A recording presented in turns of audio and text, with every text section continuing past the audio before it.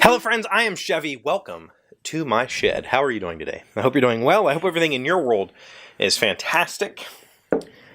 My world is pretty good right now. I just got off the phone with a reporter, a local reporter, and that was completely unexpected. She messaged me this today and said, hey, I'd like to do a story on you. I'm like, okay. So she called me, and it's one of those things that, I wasn't sure why she was calling, but what it turned out to be was her editor had done a story on our game night, our board game night at the library, and I met her there, and she told this journalist, "Hey, this guy's really interesting. You should do something on him." And we have our local news has this weekly segment like, telling the stories of our community members, and so that's what it is. And I hope that you, the daily viewer or the casual viewer, know that I don't come here every day and sit at this table and turn the camera on and talk into this microphone and publish this video for any form of personal validation. I'm not looking for validation, but that being said, validation is never a bad thing. I never feel guilty for being validated, but I don't do this for that reason. I obviously have an ego, right? We all have an ego, and my ego is obviously big enough that I continue to do this. But my ego has never needed to be constantly held up. And but when somebody reaches out and says, what you're doing is awesome, we want to talk about it, that's really, really amazing. And I get to have wonderful conversations with you every single day. And that is unbelievably cool to me. And this type of connection through like a third party, I met this dude, he's really cool, you should do a story on him.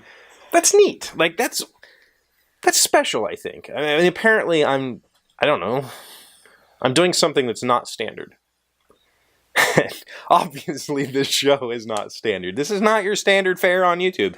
If you have any doubts about that, go watch yesterday's episode, which, by the way, I really appreciate all of your super strong, supportive comments about the way that I handled the situation yesterday. I did, if you go back, if you're not aware, yesterday I read aloud a very concerning comment, and I just gave my thoughts on it. And it was the kind of comment that your first gut reaction is, screw this person, they're an idiot, they don't know what they're talking about, that kind of stuff. And my first reaction was that, and in fact I tweeted my first reaction. I actually copied this person's thing and put it up on Twitter and made a comment that was snarky. I wasn't necessarily being I don't ever throw it back. Like, I don't feel that helps anybody. If somebody says something negative, I don't ever throw back negativity at them. But it definitely wasn't the correct response. I felt like the video that I made yesterday was the correct response. And, I think that if you have any allusions to what I'm doing on YouTube, that video is a good representation of it. Like, I'm not in this to be a star. I'm not in this because I think that I have something to say and I'm important and you should listen to me.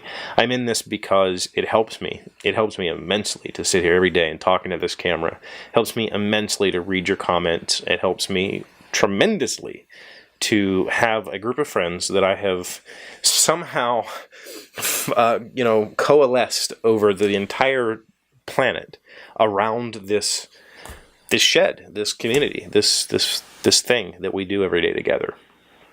And when something outside of this, when some sort of affirmation comes in from a source completely outside of this, that's really cool. I mean, this reporter was not aware of this YouTube channel. She was not aware of my social media presence or anything like that. And yet she reached out to me because I work for a board game company from Poland that was really special.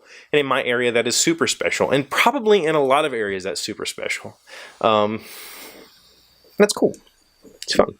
Speaking of, it's game night. I'm going to go play board games. I'm going to cut this here. Short video about nothing, I'm aware.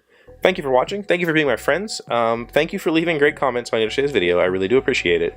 And all the private messages and stuff, I will respond to you if I haven't responded to you yet.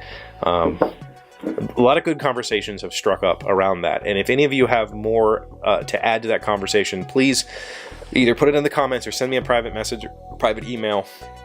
And we can continue that discussion about our brains. See you tomorrow. Hey, Doc, wait! I want to ask you something. Today's random fact comes from news.bbc.co.uk.